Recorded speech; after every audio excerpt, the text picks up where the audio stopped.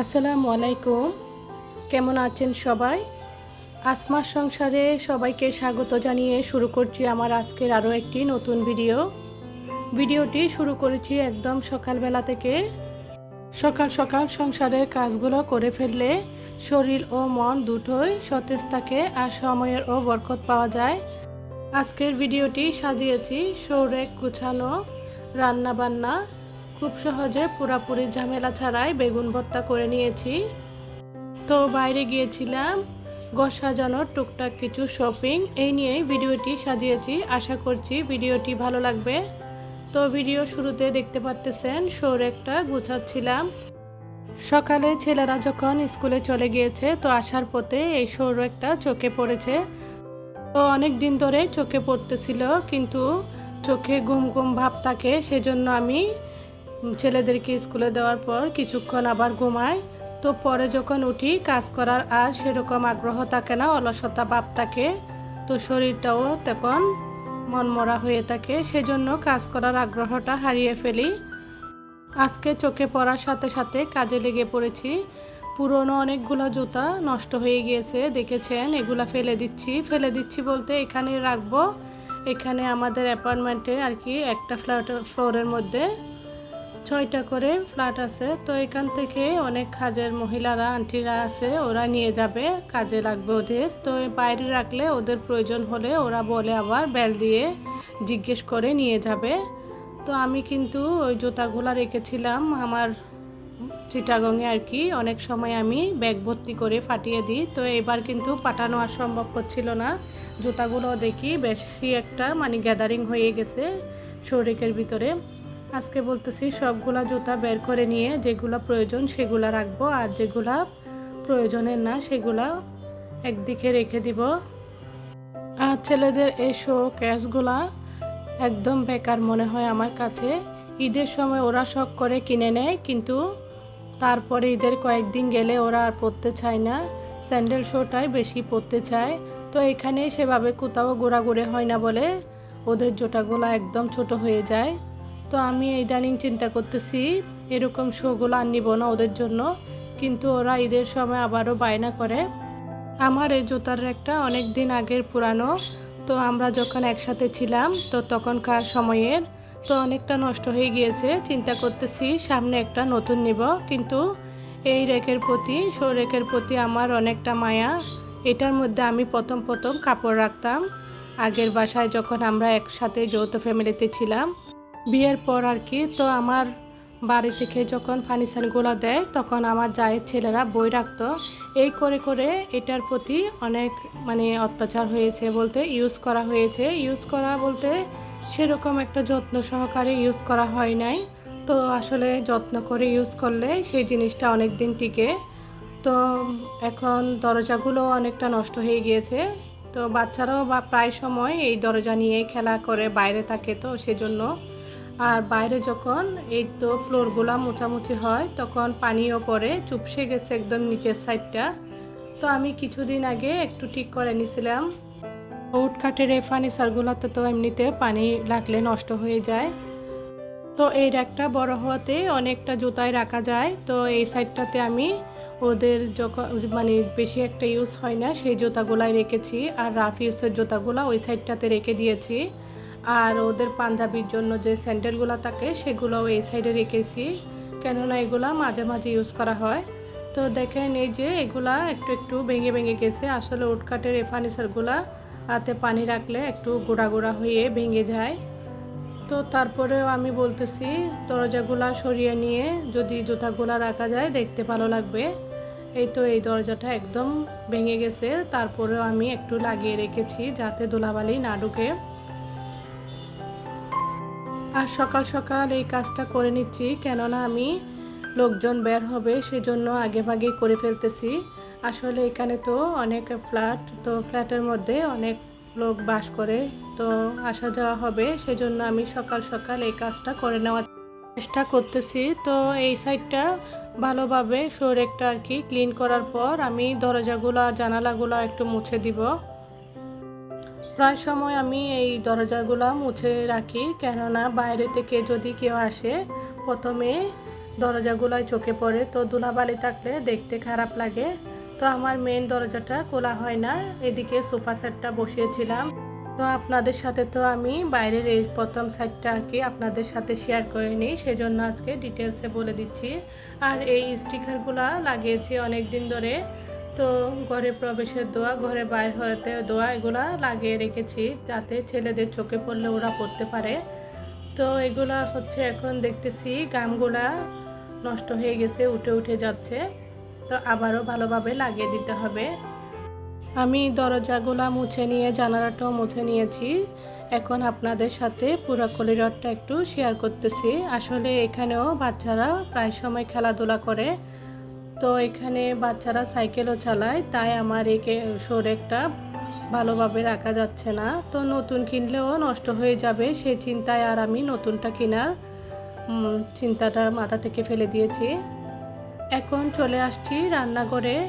মিষ্টি কুমড়া, আলু, গাজর এগুলা কেটে রেখেছিলাম আগের দিন, তো বসিয়ে দিয়েছি। এই কাঁচা মিষ্টি কুমড়াটা এভাবে ভাজি করলে আমার খুব ভালো লাগে। তো আমি প্রায় সময় এই সবজিটা করি। আসলে সকালবেলা রুটি, পরোটা, পুরি দিয়ে এই সবজিটা খেতে আমার খুব পছন্দ। তো ছেলেদেরকে টুনা ফিশ দিয়ে খাইয়ে দিয়েছি, আর আমার জন্য এখন সবজি এটা করব। তো সাথে আমি কাই ধরে নিয়েছি আর অপর চুলায় চা বসিয়ে দিছি। তো সকাল সকাল উঠেছি বলে মানে কাজ ধরেছি বলে অনেকটা কাজে হয়ে গেছে আমার। তো এরকমই আসলে কাজ প্রতিদিনই ওয়াদা করি সকালে উঠে সব কাজ সেরে নিব। তো প্রায় সময় হয় না, মাঝে মাঝে হয়, আবার মাঝে মাঝে আলসেমি চলে আসে, তাই করা হয় না।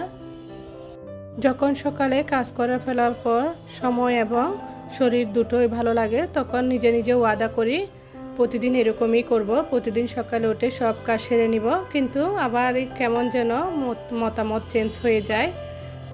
তো নাস্তার আগে অনেক কাজ করে নিয়েছি, এখন আপনাদের ভাইয়া আর আমি মজা করে নাস্তাটা করব।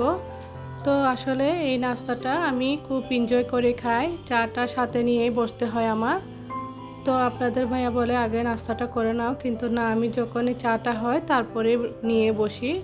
গরম গরম চায়ের সাথে এক চুমুক চা আর রুটি সবজি দিয়ে খেতে ভালোই লাগে। তো রুটির সাথে একটা পরোটাও ভেজে নিয়েছি। আসলে ক্যামেরা ধরলে কোনো কাজে সুন্দর মতন করা সম্ভব হয়ে ওঠে না, তো রুটিটা একটু বেশি কালো হয়ে গেছে। তো আমি নাস্তাটা মনের মতন করে সেরে নিয়েছি। তো এদিকে রান্নার জন্য এই মাংসটা ভিজিয়ে রেখে আমি অফ ক্যামেরায় পুরো ঘরটা ক্লিন করে নিব।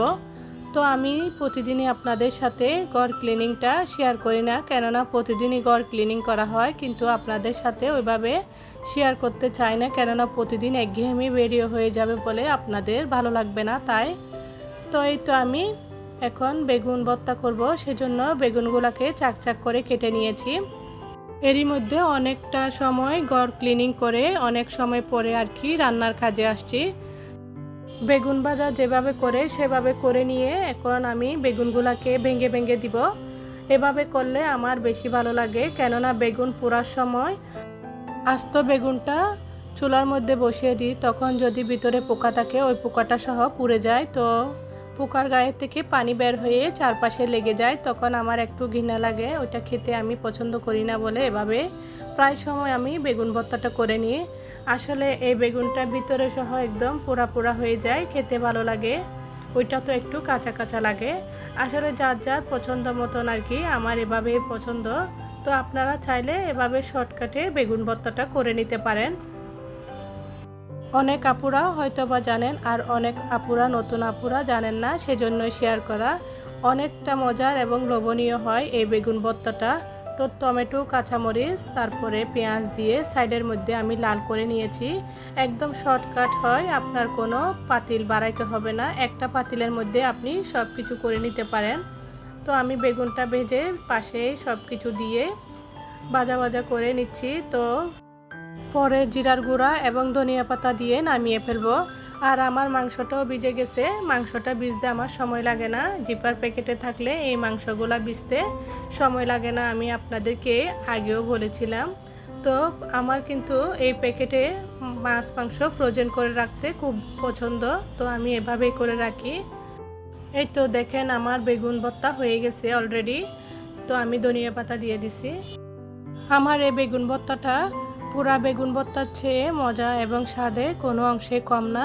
তো এটা কিন্তু আমি কোনো রেসিপি দেখে করি না, এটা আমার মতন করে আমি রান্না করি। তো আপনাদের ভাইয়া এই বেগুন ভর্তাটা খুব পছন্দ করে খায়, ও প্রায় সময় বেগুন নিয়ে আসলে এই ভর্তাটা করে নিতে বলে।